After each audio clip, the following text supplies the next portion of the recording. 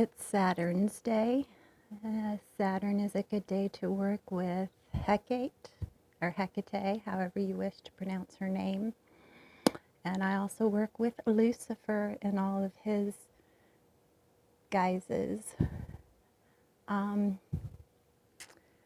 want to say something. I was hearing somebody mentioning something about, was Hecate a demon?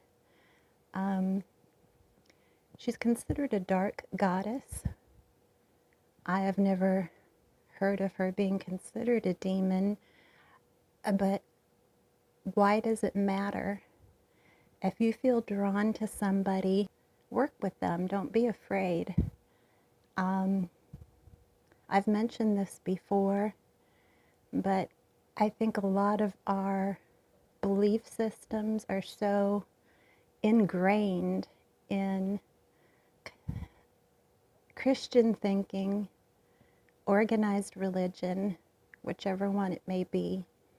Even if we weren't heavily involved in the church, just our society as a whole, by the movies, just by talking with people, if you've ever talked with anybody about religion, you have to remember the so-called, the angels like Michael, Gabriel,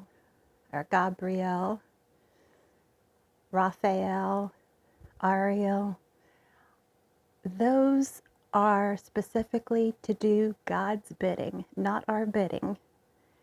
So, people ask and say that they're asking for the angels to help them. Well, they may or they may not, honestly, because their job is to do, if you believe in the Bible of the gods of God, the Christian God, the Abrahamic God, the God of Jehovah, those angels are not so much concerned with us as they are with doing whatever he says. The so-called fallen angels, the ancient gods, the demons, they became those because they wanted to help humankind. That was their desire, was to impart knowledge to us and to help us. So they're the ones that help us. I have gotten more done working with them than I ever did with the other angels, and that's not to knock them, that's just my honest opinion. So I wouldn't worry about whether or not, someone like Hecate is considered a dark goddess or somebody thinks she's a demon. Demons are not bad. Demon is I don't like that name. I've said that many times. I call them ancient gods because that's what they are. Or angels like Lucifer.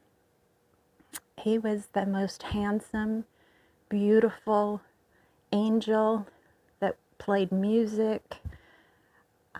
He got cast down to earth because he wanted to help humankind.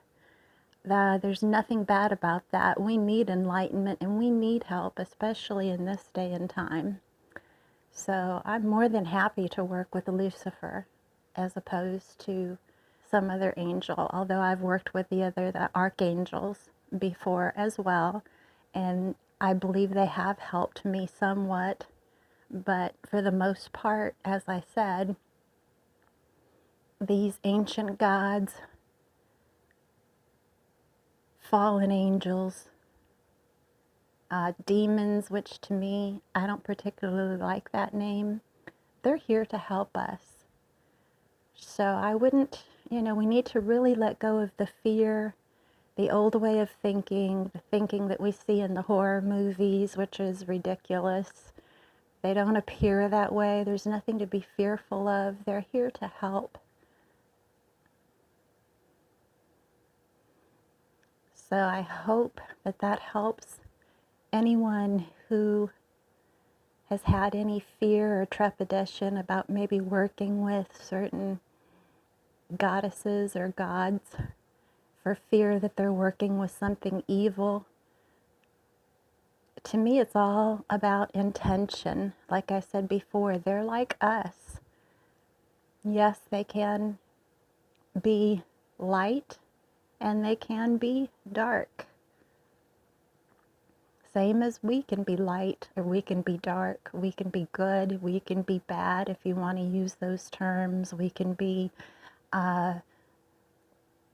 benevolent, we can be malevolent. I mean, it's the same thing. They're similar to us, so it's all in how we ask to work with them, what we're asking for help with.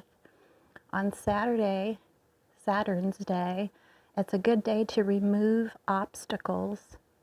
I'm asking to remove some obstacles and some people who are just very unkind and are making life very difficult for some people. As I said, I don't curse people, but I do ask that their karmic repercussions come quickly, swiftly, and that they reap what they sow, using a Christian term.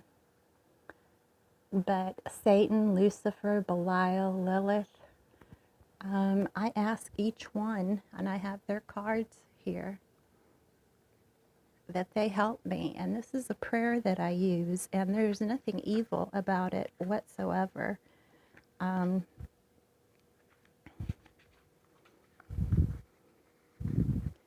ask Satan to bless my home and my family, to keep us safe from harm, to keep my loved ones safe from harm.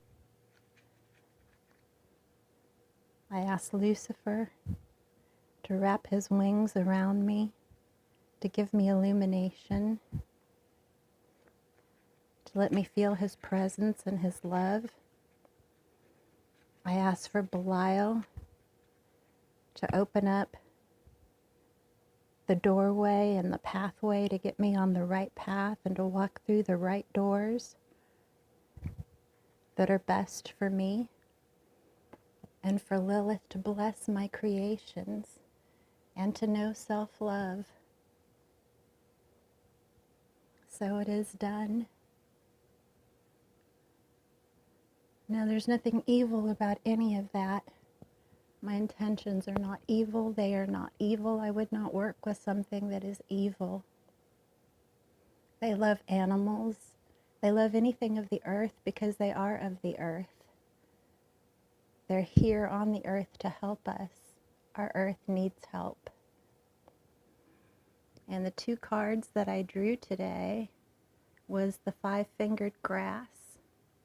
And I used the Oracle of Flowers by Tess Whitehurst. It's all about being free, singing, dancing, being in nature. I love this card because I want to get back to doing those things again. Instrument. And of course, the sign of wealth is the Pentacles, and Ace of Pentacles is very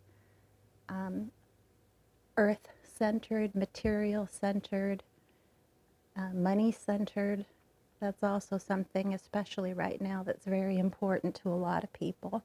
I know it is to me. But I hope that this really cleared things up a little bit, and that, you know, we really need to let go of that good, bad, demon, angel, just that type of thinking. Just let it go. Let it go. Let fear go. Ask that you be unbrainwashed from that old way of thinking. You have to let go. I know it took me a while. Remember, I was in the church for about 25 years.